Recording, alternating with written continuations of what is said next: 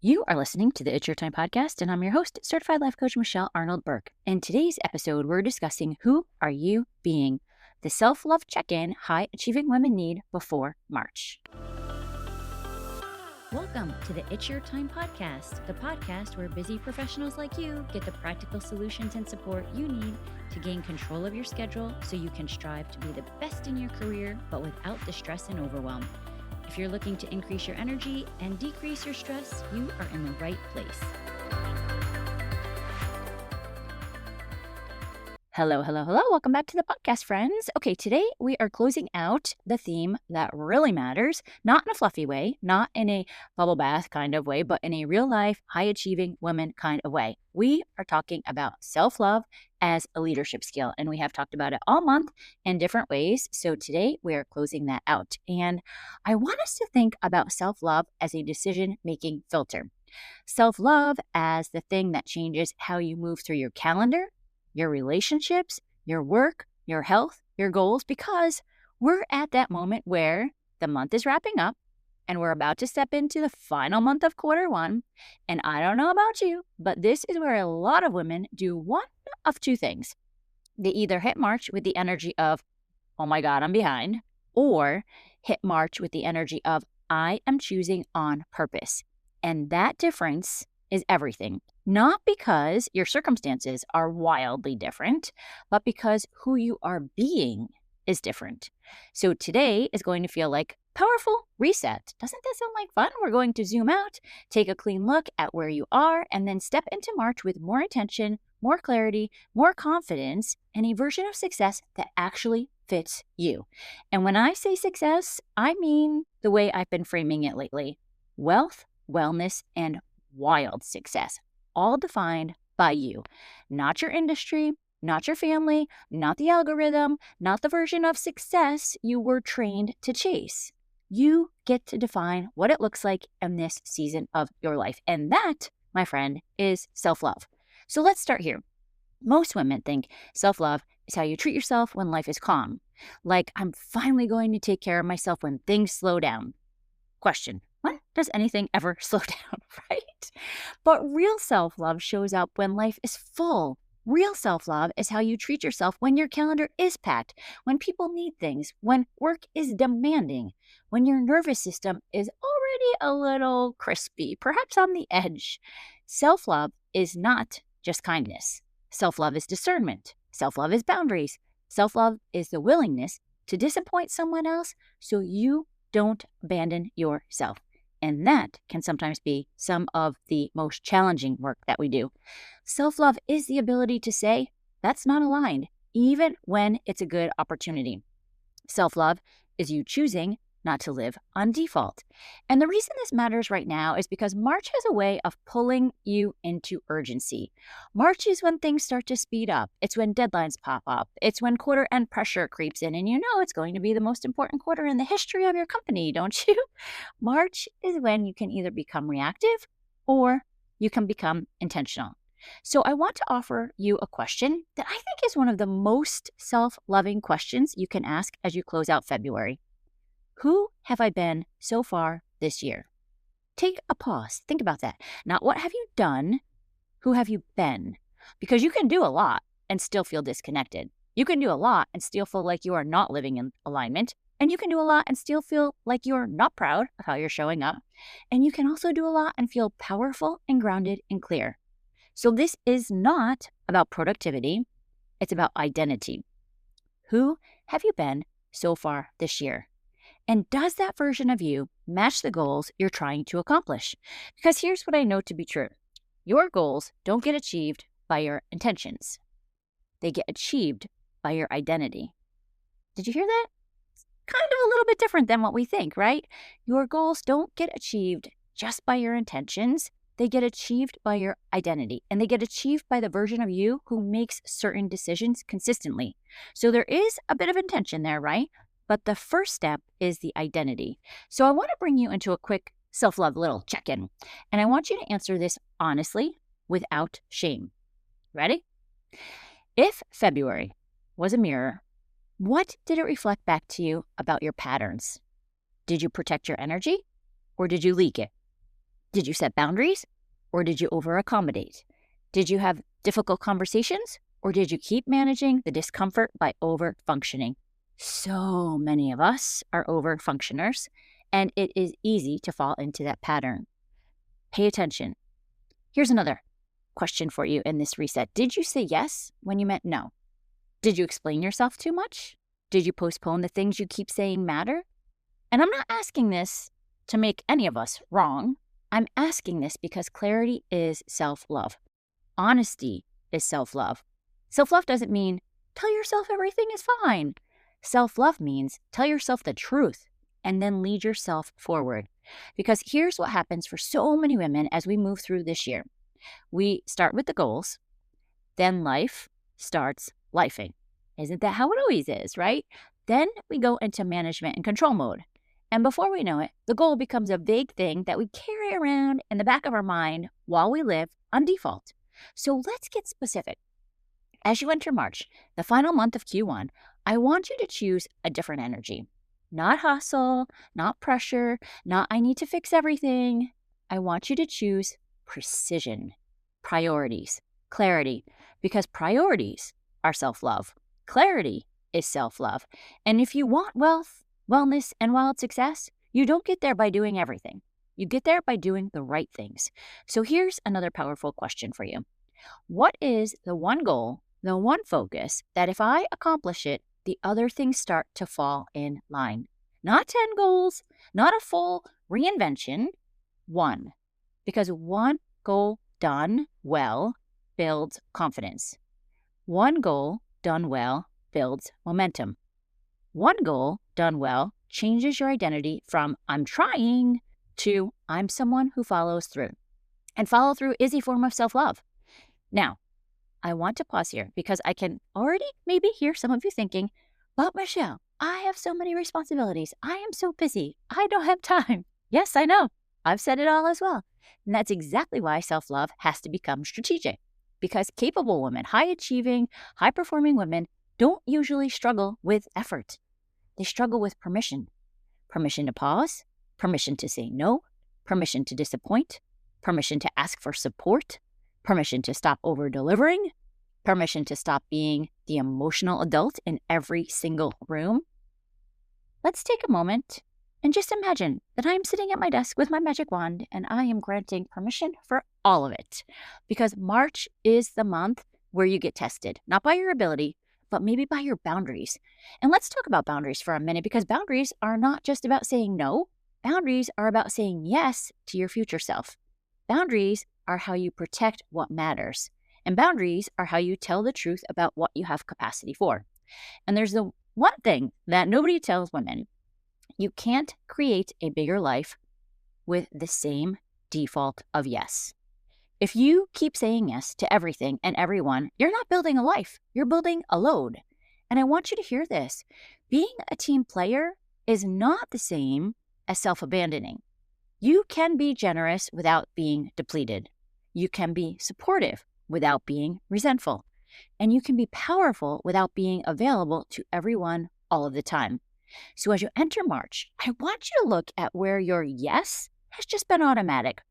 It happens to all of us, right? It seems like so easy. We get into the same habits of thinking and doing and saying, but where have you been saying yes because you don't want to disappoint? Where have you been saying yes because it's easier than having the hard conversation? And where have you been saying yes because you don't want to seem difficult? And then ask, what would self-love do here? Self-love might say, I'm not available for that. I can't take that on. That's not mine to carry. I need a different timeline. I need support. I'm not doing that anymore. I will share one that I say in the privacy of our own home. Not my circus, not my monkeys. It's kind of a fun one, but it just gives me a moment to pause and to think about how much in life I really do not control and where I can just take a moment and pause and refocus on my intention of who it is that I am being as we move through the day. And listen, if that makes your stomach kind of tighten a little bit, I'm not doing that anymore. That's not mine to carry. I can't take that on. You know what? Pay attention. That's a good thing. That means you're about to grow because self-love isn't always soft. Self-love sometimes is fierce. And sometimes self-love is you drawing a line and letting someone else feel disappointed.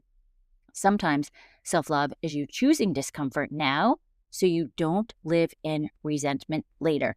Think about that. How often are we saying yes and we're people pleasing and we tell ourselves that we're being nice and underneath we are seething with resentment because we really don't want to do it? Who are you actually being nice to when you are not being honest? Because those are the things that you want to pay attention to. Which brings me to another part that might be a little bit challenging for some, difficult conversations. And if you want a different March, if you want quarter one to end with momentum, and if you want to be the woman who closes the quarter with pride, you're probably going to need to have at least one conversation that you've been avoiding. And let me say this again. You're going to need to have at least one conversation that you may have been avoiding, because avoiding hard conversations is one of the biggest energy drains that I see for high achieving women. It's almost like we have 37 tabs open in our brain, right? We think about it, and every time we think about it, our body braces, and every time we avoid it, the nervous system logs, I can't handle this. And so we just avoid it. But when you address it, even imperfectly, your system learns, I can do hard things. I can tell the truth. I can set boundaries. I can advocate for myself. I can lead my life. That is self-love. That is identity. So I want you to ask yourself, what conversation would change my March? Is it a conversation with your manager? Maybe it's a colleague. Maybe it's a partner. Maybe it's a family member. Heck, maybe it's with yourself. How often do you actually have conversations with yourself? Talking to yourself, paying attention to what you're saying to yourself, and deciding if what you're telling yourself is actually something that is in alignment with the identity of who it is that you are being. And maybe it's the conversation where you finally stop pretending that you have capacity for what you don't have capacity for. Maybe it's the conversation where you ask for what you actually need. Maybe it's a conversation where you say, this is what I'm available for, and this is what I am no longer available for. Now, I want to bring this back to identity because this is the heartbeat of the episode. And at the start of the year, a lot of people set goals, but very few people decide who they're going to be.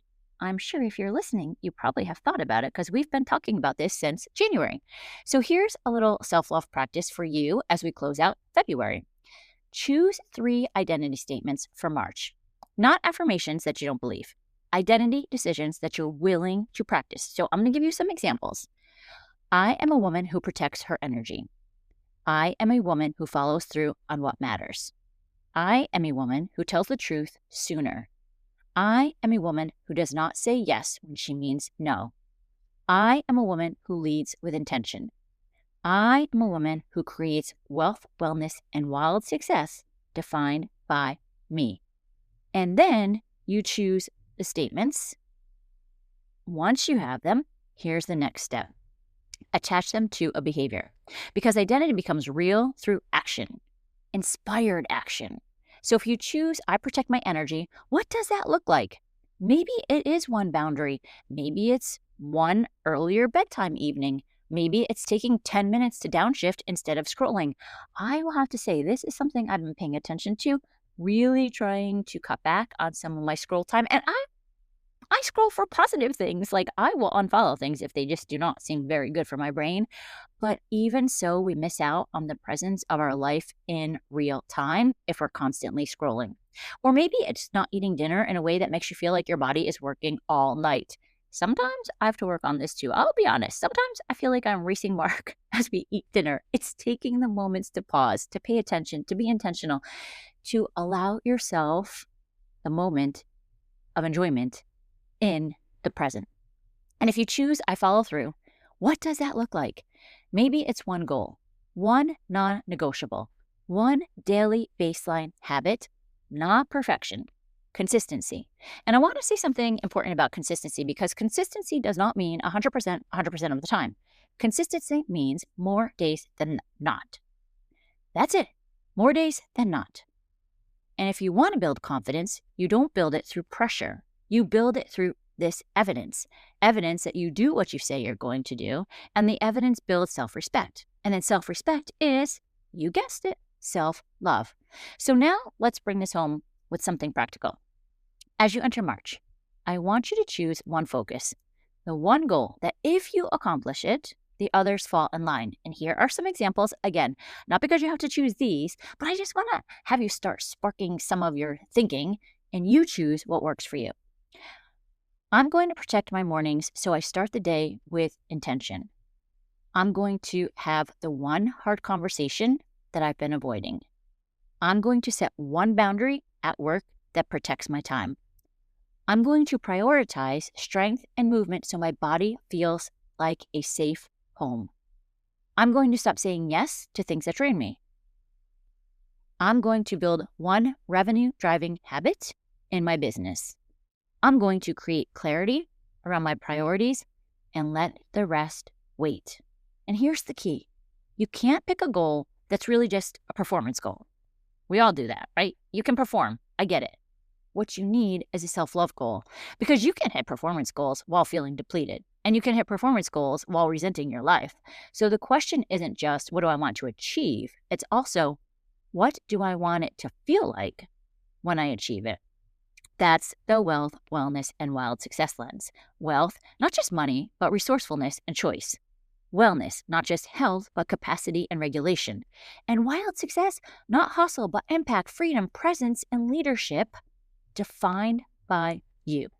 So I want to end with a mini ritual that you can do in like 5 minutes, literally 5 minutes, maybe even sooner.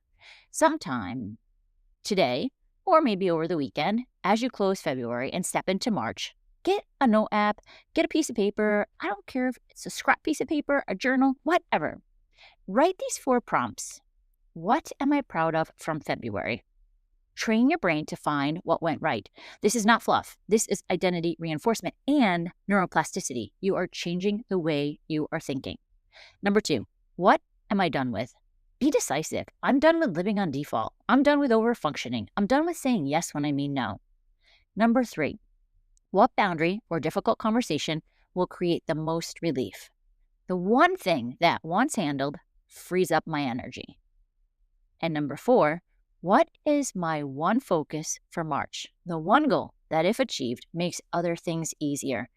And then choose one sentence to anchor your identity as you walk into March. So answer the 4 questions and then choose one sentence to anchor the identity. So it might be something like, I lead myself with intention. I protect my energy. I'm available for what aligns. I create wealth, wellness, and wild success defined by me. Because March is coming either way, right? The quarter is going to close either way. The question is, who are you going to be while it happens? And what I want for you is that you end March and the end of Q1 feeling proud, feeling clear, feeling grounded, not because you did everything, because you did what mattered, because you loved yourself enough to be honest, because you set the boundary, because you had the conversation, because you chose the one focus and followed through more days than not. That's the work. That's leadership. That's self-love. And that is how we create a life that feels as good on the inside as it looks on the outside. All right, friends, that's what I have for you today. If this hit, take a screenshot, tag me, tell me what your one focus is for March. I would love to hear that. I'm on LinkedIn, Michelle Arnold Burke, on Instagram at Michelle Burke Coaching, Facebook, all the socials, Michelle Burke Coaching. Come on over, hang out with me. As always, lead your life with intention. Don't wait. It's your time. Make it a great day. Take care.